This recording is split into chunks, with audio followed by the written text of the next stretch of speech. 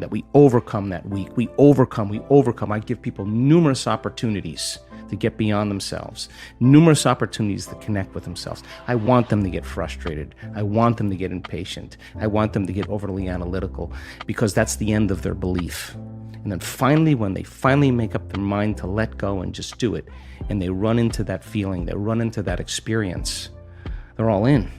You think they don't want the sports car anymore. They want that, whatever that was. And if it comes with a transcendental moment, when they come back to their senses from that inner experience, their spectrum of reality is broadened. They're seeing things they had never seen before because their brain wasn't wired to see it, but it didn't come from the environment, it came from their inner environment. That transcendental moment now is producing a feeling, a frequency that is so unusual. It's so much joy, so much bliss, so much ecstasy. I've watched people have to stop it because it's way bigger than them. Now, I would consider that a good problem to have. You measure that person's immune system. You measure the changes in their heart rate variability, not a little amplitude, huge amplitudes. That person is feeling a lot of love. And imagine it's a man. Imagine a man whose heart is open that wide. They sob with the freedom to be able to not care what they look like. We're trying to fit into some paradigm or mold. So then a new consciousness in that footprint is emerging, and we have scientific evidence. I can tell you can make your brain work better in a week. You can make your heart more coherent. You can change the field around your body. You can strengthen your immune system. You can change your gene expression. You can lengthen your life. You can create so many oxidative changes in your cells. We have great research to prove that. That's the truth of who you are. That's the truth, that miracle within you. That evidence is the backbone that gives people permission to try it out. It's the language. Then you see someone standing on the stage telling their story in testimony, whether it's stage 4 cancer, whether it's MS, whether it's blind people seeing, deaf people hearing. You can't go back to being the same person after that. Evidence is the loudest voice. And so then when we begin to make those inroads, and the footprint exists in consciousness, and you're witnessing it in three-dimensional reality, the illusion of limitation begins to change. And now all you want to do is you crave the unknown. So people in our work don't get up in the morning and go, oh God, I got to do my meditation today. No, they're not doing that. Their body is waking them up, saying, get out of bed, because they don't want the magic to end.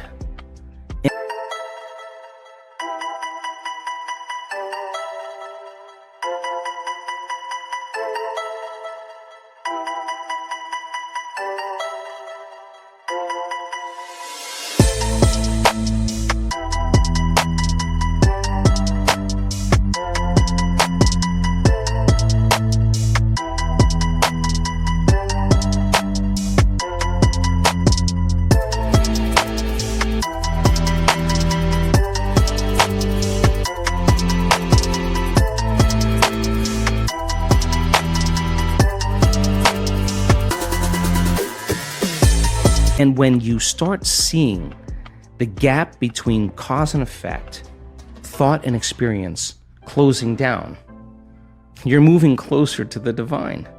And when that happens, all the things you thought you want, you no longer want, because the overcoming process leading to who you become, nobody can take that away from you. So we practice it in our seated meditations. We practice it standing and walking. You better walk as it, and you better be able to embody it and practice doing it with your eyes open. So when you return back to your life, when you walk from your house to your car, you're walking in the energy of your future. And if you keep doing that, it's going to become a habit, and people are going to start looking at you going, something's different about you. You know why? Because you're no longer showing up equal to their memory of you. Something's different about you. You're unpredictable. It's not what you're saying any longer. It's who you are. And so that person then is off their timeline. They're not headed to that same future. And all I want to do in a week-long event is bump everybody off that timeline into a new future. Some people, huge degrees. stage 4 cancers, tumors disappearing. You listen to that story of the person on the stage, your next meditation, you are not going to go half in. You're going to go all in. And that's all I want, is I want people to go all in. I want to provide people with my greatest understanding of the truth, and then numerous opportunities to experience it, nothing more. And when the magic starts to happen, it's way bigger than me. It's beyond my control. All I want to do is provide the environment where they feel safe enough to begin to create. I'm just a guy, and I have a passion to learn, and I have a passion for the divine, and it's always been something that I've been aware of. It's a persistent feeling that never seems to go away, and I think people come to this work because they have that feeling. They may not be able to put into words what they feel, but it's an instinct in their mind that never goes away, that there's more to reality than this dream. And I think that feeling brings them to this work. So when I started on this journey and What the Bleep came around, and that became an overnight sensation, and I was doing all the Bleep conferences, people ask me the same question. And I pay attention to questions because that's what's the real dialogue.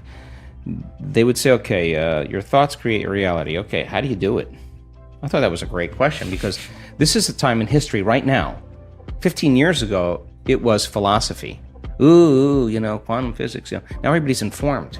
Now people. This is a time in history where it's not enough to know. This is a time in history to know how. Just to know how to do it. And if you give them that sound scientific information, I now know that if I can speak it in a way that nothing is left to conjecture, nothing is left to superstition, nothing is left to dogma. They know exactly what they're doing and why. And the moment you know the what and the why, the how starts to get easier. So I will deliver concepts, ideas, mix different forms of science to create a model of understanding. And I now know that if that person, as I develop this model of understanding, can explain that model to someone else, they're wiring it in their brain. They're installing the hardware. If they can't explain it, it's not wired in their brain, and they're not going to believe that they can do it. So if they can turn the person next to them, between the two of them, and build a model of understanding, they're making their brain fire in new sequences and new patterns and new combinations. They're changing their mind. Mind is the brain in action. If I keep reminding them of what they're learning, nerve cells that fire together wire together. They're installing the circuitry. Now, the next step is to provide the environment and give them the proper instruction to get their behaviors to match their intentions, to get their actions equal to their thoughts, to get their mind and body working together. If they do, they're going to run into a new experience. Now, the crazy thing about the experience is learning is making new synaptic connections. That's what learning is. Research shows that you pay attention and learn something new and you repeat it just for an hour, you're going to double the number of connections in your brain. That's a lot, 1,600 to the 3,200 connections. That's a lot of extra connections. But if you don't review it, if you don't think about it, if you don't repeat it, those circuits prune apart within hours or days. So if learning is making new connections, then remembering is maintaining and sustaining those connections. You got to review it. It's so much easier to forget than remember when it comes to this stuff, and it's a constant process. So then, if they can get their behaviors to match their intentions, and they have a new experience. Experience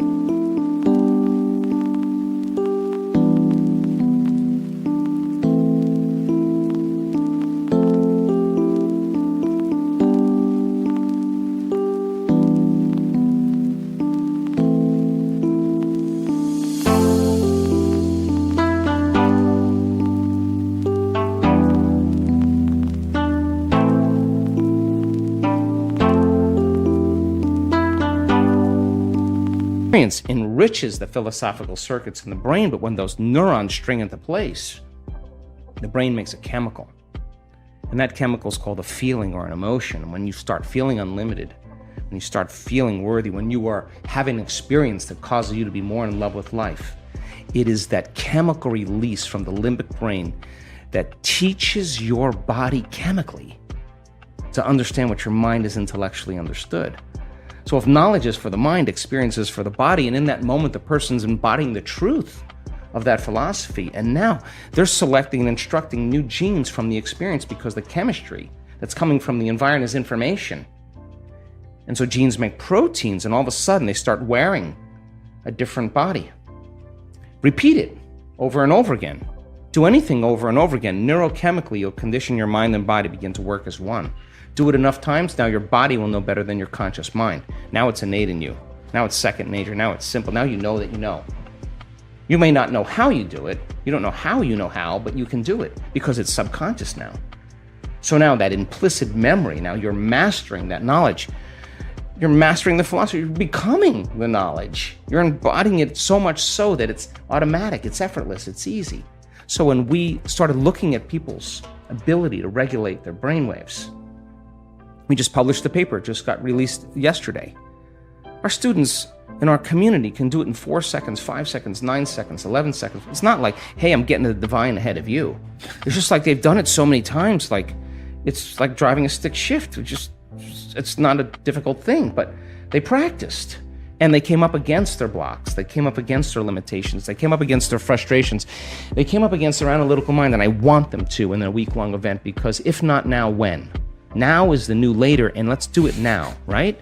Yes. So then what we learned when we started studying brains, well, we were doing pre and post measurements, and we've got thousands and thousands of brain scans. We have real-time brain scans too, and when I started seeing people whose brains were getting worse during a meditation, I said to them, what are you doing in there? And 100% of the time, they were analyzing their life or themselves within some disturbing emotion. And if emotions are the record of the past, and those emotions are derived from the hormones of stress, they were thinking in the past. And I learned right in that moment that if I got the person past the emotion, cross the river of change with me, forget about the emotion, just keep overcoming it. Forget about the past. Dragging people out of their past is the work. So we are continuing with the practice with you, finishing the inspired and well-known quotes at the end of every video. In the previous video we were looking for 2 words.